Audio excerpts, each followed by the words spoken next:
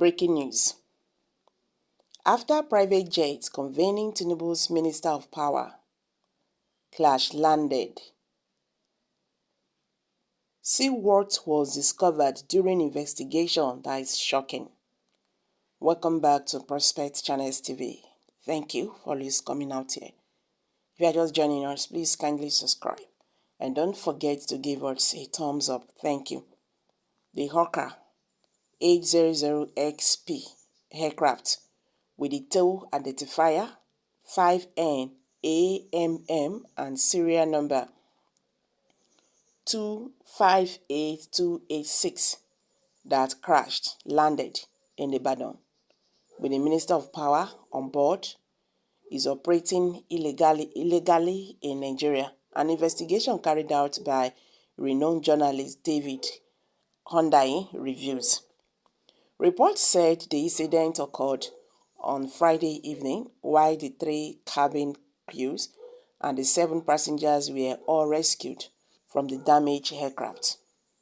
A preliminary report on the incident reads, at about 0825 hours of 03/11/2023, an aircraft with registration number 5N-AMM that conveying the incumbent Minister of Power, Abdul Wahid Adeboye, and his entourage crash-landed along runway 22 and skewed off the runway into a nearby bush. The control tower reported on radio that it lost communication with the just landed aircraft and immediately called on the ARFFX,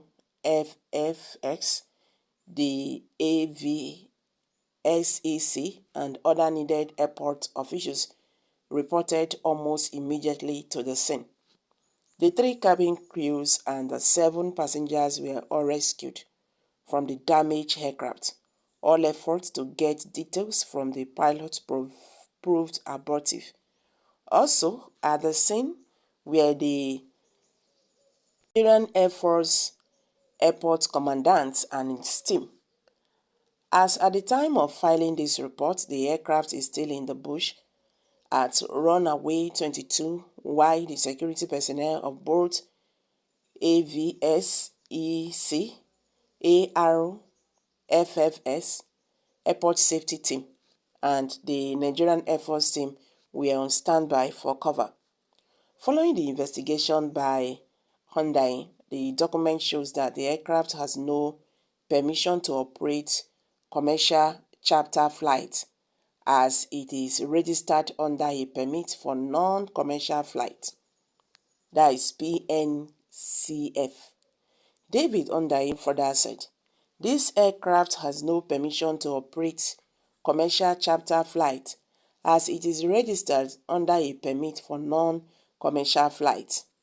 This is the permit given to private non-commercial aircraft, and it is cheaper and easier to obtain than a commercial air operator certificate, AOC, because the NCAA rules for private aircraft operation are less stringent than those for commercial aircraft.